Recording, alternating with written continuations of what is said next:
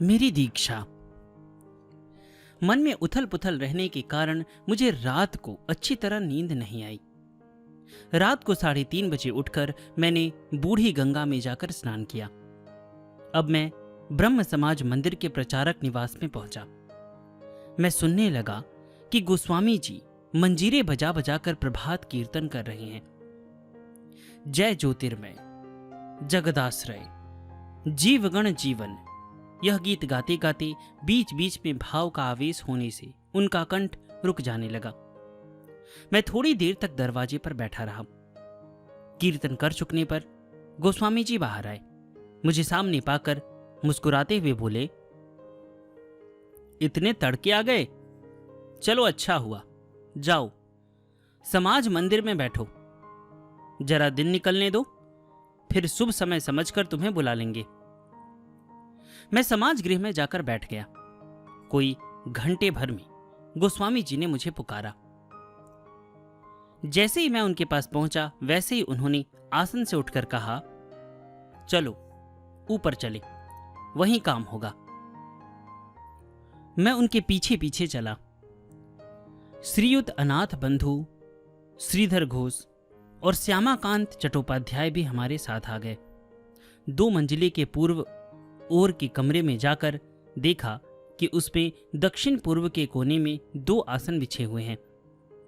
गोस्वामी जी दीवार के सहारे पश्चिम मुख बैठे और अपने सामने कोई 3.5 फुट के अंतर पर दूसरे आसन पर बैठने के लिए मुझसे कहा। गोस्वामी जी की बेटी श्रीमती शांति सुधा इसी समय धूपदानी में आग ले आई। गोस्वामी जी अग्नि में बार बार धूप, गूगल, चंदन आदि डालकर हाथ जोड़े हुए बारंबार नमस्कार करके शांति से बैठ गए। उनके गालों पर होकर लगातार आंसू ढलकने लगे। अब थोड़ी देर तक गोस्वामी जी को बाहरी ज्ञान नहीं रहेगा, यह सोचकर मैं व्याकुल हृदय से कातर होकर मन ही मन भगवान के चरणों में प्रार्थना करने लगा। हे ज्ञान स्वरूप, जागृत पुरुष, हे सर्व साक्षी, सर्वव्यापी, दीन जनों के एकमात्र सहारे परमेश्वर, हे पतित पावन दयालु प्रभु, मैं तुम पर विश्वास करूं चाहे न करूं, तुम यहां मौजूद हो और मेरे भीतर भी सारी दशा को देख रहे हो। अपने चरणों को प्राप्त करने की इच्छा मेरे मन में बहुत दिनों से बढ़ाकर तुमने मुझे लगातार बेचैन कर दिया था। तरह तरह के विघ्नों और विपत्तियों को खड़ा करके तुम्ही ने उनसे मेरा उद्धार किया है। प्रभु, जैसा भरोसा दिया है वैसा ही फल देना। तुमको प्राप्त करने का एक भी उपाय मुझे मालूम नहीं। प्रभु, तुम घट घट में पूर्ण रूप से विराजमान हो। आज तुम गोस्वामी जी के भीतर रहकर मुझे दीक्षा दो। अपने श्री चरणों को प्राप्त करने का मार्ग तुम ही मुझे दिखा दो। मैं इस समय तुम्हारे शांति प्राप्त कराने वाले अभय चरणों में अपने को अर्पित करता हूं। हे सर्वशक्तिमान, सत्य स्वरूप, पुराण पुरुष, इस समय गोस्वामी जी के मुंह से तुम ही मुझे साधन दो। उनके मुंह से तुम ही मुझे अपना सबसे बढ़कर प्रिय नाम बतला दो। इस समय गोस्वामी जी के मुख से निकले हुए प्रत्येक शब्द को मैं तुम्हारी ही अभ्रांत वाणी समझकर ग्रहण करूंगा। तुम्हारे श्री चरणों में अपनी इस प्रार्थना की मेरी ओर से तुम ही एक मेरे साक्षी हो। यदि आज तुम ही स्वयं मुझे दीक्षा न दो तो गोस्वामी जी का मुंह अकस्मात बंद हो जाए, और क्या कहूं, तुम ही मेरे ऊपर दया करो। प्रार्थना के अंत में नमस्कार करके देखा कि गोस्वामी जी बारंबार चौंक रहे हैं। उनको रोमांच हो रहा है। हाथ जोड़कर गदगद स्वर में कोई मंत्र दोहरा रहे थे, स्तोत्र का पाठ कर रहे थे। फिर उन्होंने कई बार गायत्री मंत्र का उच्चारण करके महानिर्वाण तंत्रोक्त ब्रह्म स्तोत्र का पाठ किया। इसके बाद कई बार जय गुरु, जय गुरु, जय गुरु कहा और रोते रोते वे बिल्कुल अचेत हो गए। थोड़ी देर तक इसी दशा में रहकर उन्होंने इस भाव को रोका और सिर उठाकर धीरे धीरे मुझसे कहा, परमहंस जी दया करके तुम्हें यह मंत्र दे रहे हैं, तुम ग्रहण कर लो। गोस्वामी जी के गुरुदेव कैलाश के समीपवर्ती मान सरोवरवासी श्री श्रीमद ब्रह्मानंद परमहंस जी थे। तो देखिए, आप लोगों को पता चल गया। इससे पहले आपने जो सुना कि गोसाई जी के गुरुदेव कौन थे, तो वहां पे परमहंस जी का जिक्र किया जा रहा था। तो परमहंस जी का नाम क्या था? तो परमहंस जी का नाम था ब्रह्मानंद परमहंस जी। चलिए आगे हम लोग सुनते हैं। अब मुझे अलौकिक दुर्लभ मंत्र प्रदान किया और नाम का अर्थ खुलासा करके समझा दिया। इसके बाद शास्त्र सम्मत गुरु परंपरा से प्राप्त प्राणायाम दिखलाकर कहा, इस प्रकार करो। तो जैसा बताया था वैसा मैं करने लगा। गोस्वामी जी ने अब जोर जोर से जय गुरु कहा। भाव का आवेश होने से उनका गला भर आया, समाधि लग गई। सचेत होने पर कहा, प्रतिदिन दोनों वक्त इसी प्रकार करने की चेष्टा किया करो। मुझे साधन का और कुछ भी उपदेश नहीं दिया। मैं मन ही मन नाम का जप करते करते उस कमरे से बाहर चला आया। मुझे मालूम हुआ कि अब तक मुझसे कम उम्र के सिर्फ फणिभूषण घोष और गोस्वामी के बेटे बेटियों को उनसे दीक्षा मिली है। मुझे खबर मिली कि जिस समय मुझे दीक्षा दी जा रही थी, उस समय श्रीयुत श्रीधर घोष ने बड़ी व्याकुलता से मेरे वीर्य धारण करने में समर्थ होने की संकल्प से प्रार्थना की थी। सर्वत्र यह बात प्रसिद्ध है कि गोस्वामी जी दीक्षा देते समय दीक्षा लेने वाले के भीतर एक अप्रकट शक्ति का संचार कर देते हैं, किंतु समझ में नहीं आया कि उन्होंने मुझ में किसी शक्ति का संचार किया हो। अपनी निजी राय, संस्कार और भाव के अनुकूल मंत्र मिलने से मुझे बहुत आनंद हुआ। साधन की बैठक। दीक्षा ले चुकने पर मैं गोस्वामी जी के पास जल्दी जल्दी आने जाने लगा। स्कूल कॉलेज के छात्र और अदालतों तथा दफ्तरों के बाबू लोग प्रतिदिन तीसरे पहर गोस्वामी जी के पास पहुंचते हैं।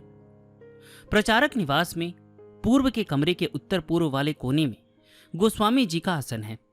दोपहर को अथवा शाम को जब जाता हूं, तभी गोस्वामी जी को आसन पर या तो सामने की ओर टकटकी लगाए देखते पाता हूं या सीधे बिना हिले डुले बैठे पाता हूं।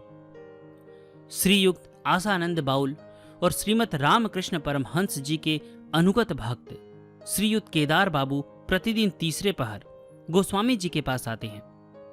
गोस्वामी जी के सामने और दाहिनी ओर उन लोगों के बैठने के लिए निर्दिष्ट आसन है। गोस्वामी जी ध्यान में होते हैं तो भी वे लोग कृष्ण कथा बांचने लगते हैं।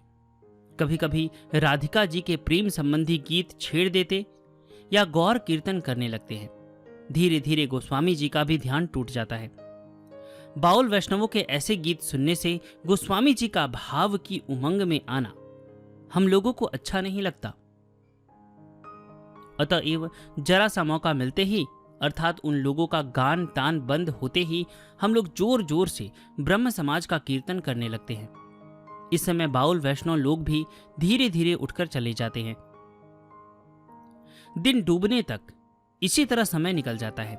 संध्या समय गोस्वामी जी शौच के लिए जाते हैं।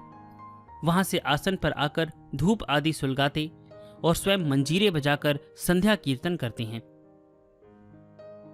यह कीर्तन हो चुकने पर दरवाजा बंद कर दिया जाता है। इस समय गोस्वामी जी के अनुगत शिष्यों के सिवा प्रचारक निवास में और किसी को ठहरने नहीं दिया जाता। गोस्वामी जी ने मुझे बीच बीच में आकर बैठक में सम्मिलित होने को कह दिया है। इससे मैं भी बैठक में बैठता हूं। प्राणायाम आरंभ होने के पहले ही गोस्वामी जी मुझे अपने सामने 2 हाथ के फासले पर बैठने के लिए कहते हैं। 7-8 बजे प्राणायाम आरंभ किया जाता है और लगातार 1 घंटे तक प्राणायाम होने के बाद एक गीत गाया जाता है। इसके बाद फिर प्राणायाम किया जाता है। इस प्रकार 3 बार प्राणायाम करने में हम लोगों को कोई 2.5-3 घंटे लगते हैं। सिर्फ प्राणायाम में मन लगते ही गोस्वामी जी मुझसे नाम में चित्त स्थिर करने को कहते हैं। मुझसे यह किसी तरह नहीं बनता कि बाहर तो प्राणायाम करता रहूं और भीतर मन में नाम स्मरण किया करूं। बैठक में गोस्वामी जी के शिष्यों को जो नाना प्रकार के भावों की उमंग आती है और स्वयं गोस्वामी जी को अश्रुपूर्ण नेत्र और गदगद स्वर से, जय बारोदी के ब्रह्मचारी, जय रामकृष्ण जी, जय माता जी, जय गुरुदेव, जय गुरुदेव कहते कहते समाधिस्थ हो जाते हैं। यह देखना मुझे बहुत अच्छा लगता है। बैठक के समय इन महात्माओं का आविर्भाव होता है। गोस्वामी जी के शिष्यों में से कोई कोई उन महात्माओं के दर्शन पाकर अचेत हो जाते हैं, किंतु मुझे कुछ नहीं देख पड़ता। हाँ, गोस्वामी जी के मुंह से निकले हुए प्रत्येक शब्द को सुनने से मुझे रोमांच जरूर होता है। भीतर एक ऐसी दशा हो जाती है जिसको प्रकट करने की मुझ में शक्ति नहीं। यह जांच करने का मुझे प्रबल कौतूहल हुआ कि सचमुच महापुरुषों का आविर्भाव होता है या नहीं। इस समय लगातार कई दिन तक मुझे बैठक में आते देखकर गोस्वामी जी ने कहा, छात्रावस्था में मन लगाकर लिखना पढ़ना ही सबसे पहला काम होना चाहिए। तुम हफ्ते में एक दिन बैठक में आया करो, यही बहुत है। अब मैं उनकी बात मानकर हफ्ते में एक दिन ही बैठक में शामिल होने लगा।